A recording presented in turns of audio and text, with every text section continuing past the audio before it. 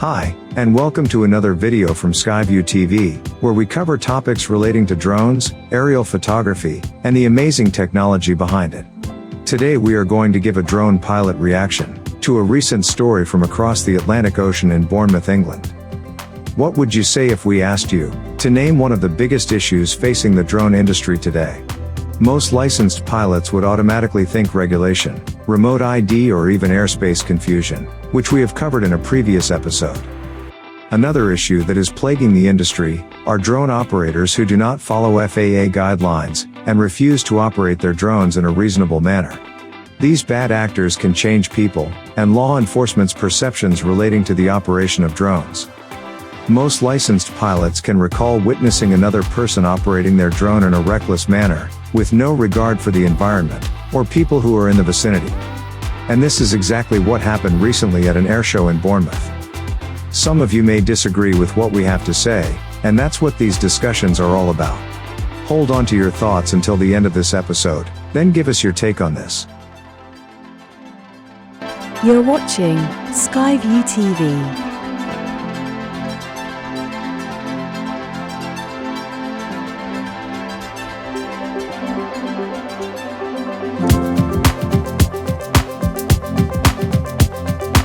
Police officers from the city of Bournemouth, on England's south coast, confiscated at least 7 drones, operating illegally within the no-fly zone, established during a multi-day airshow on September 2nd.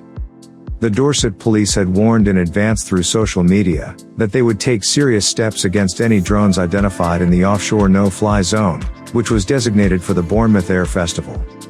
On the first day of aerial performances above Poole Bay, officers impounded 3 UAV pilots operating their drones illegally, and another 4 during the airshow on Friday. The local police were sufficiently proud of their work, ridding the skies off Bournemouth of drones. They even posted video of their initial intervention on their Twitter account. We'll do now for you, no problem.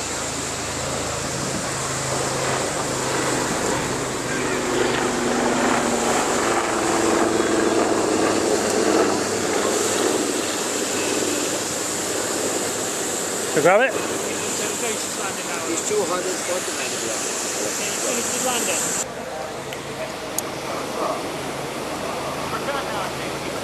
That is 249. You need to land the drone immediately, sir, yeah? I will do now for you. No problem.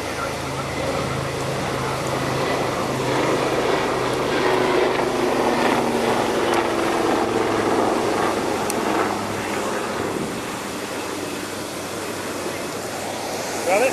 Uniform 10, the drone's just landing now, It's 249 grams. Okay, you still need to land it. Okay, I will do now.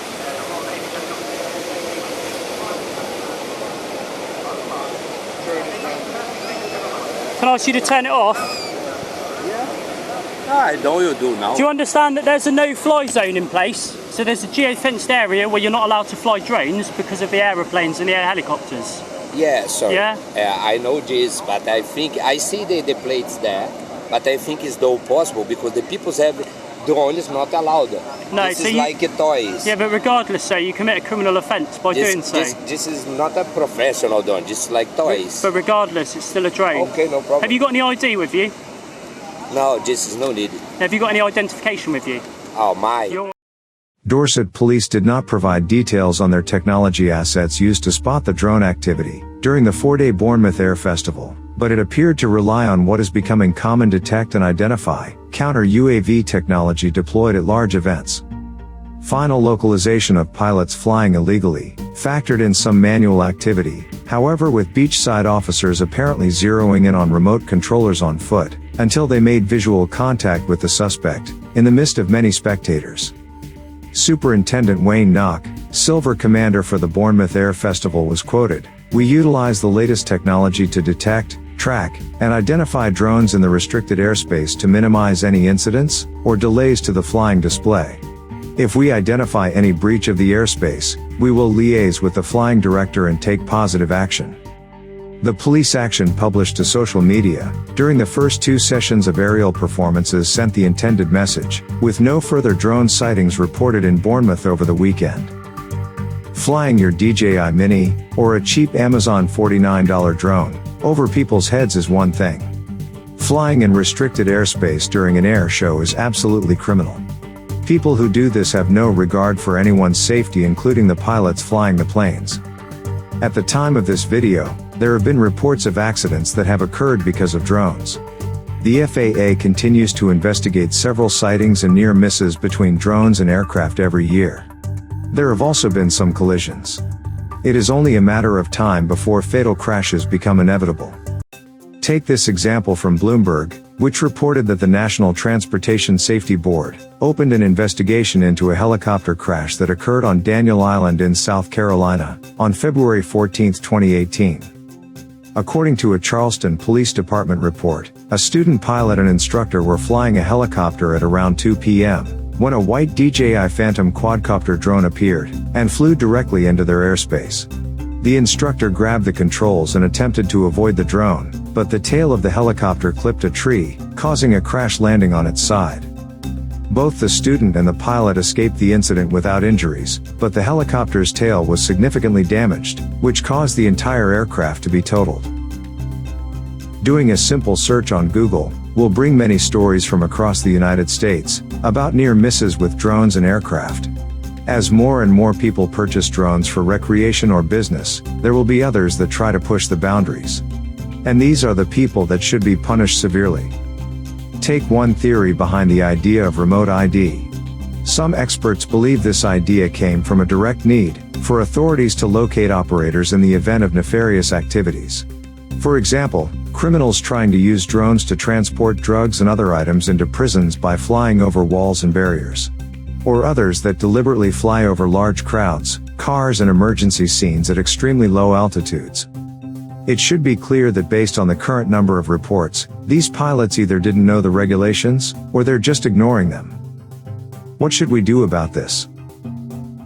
We urge the FAA to consider forcing aircraft registration on any device that can fly, no matter the weight.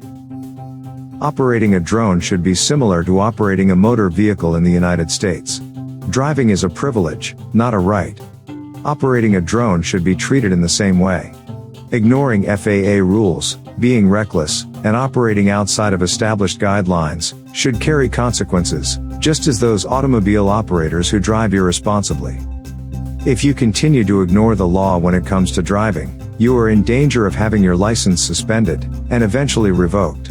Having the ability to suspend operators and possibly revoke their ability to fly a drone would make some people think twice before pushing the boundaries and operating in a reckless manner. Will this stop all incidents? No, but in our opinion, it is a step in the right direction. We are not fans of introducing more regulation or any other form of government interference on our rights as citizens. But something must be done beyond remote ID. Clearly, drone pilots pose a major threat. While not much can be done to make aircraft drone-proof, a change in conduct among drone pilots can go a long way. As an owner of a drone, it's your role to follow the regulations, avoid restricted airspace, and using apps to check the area you intend to fly before taking off. If you have made it to the end of this video, we would like to thank you for taking the time to watch. Taking a moment to tap the thumbs up goes a long way in helping out this channel. If you enjoy our content, please consider subscribing. As always, we are curious to know your thoughts on this. Please comment on your experiences and what solutions you think could be implemented by the FAA.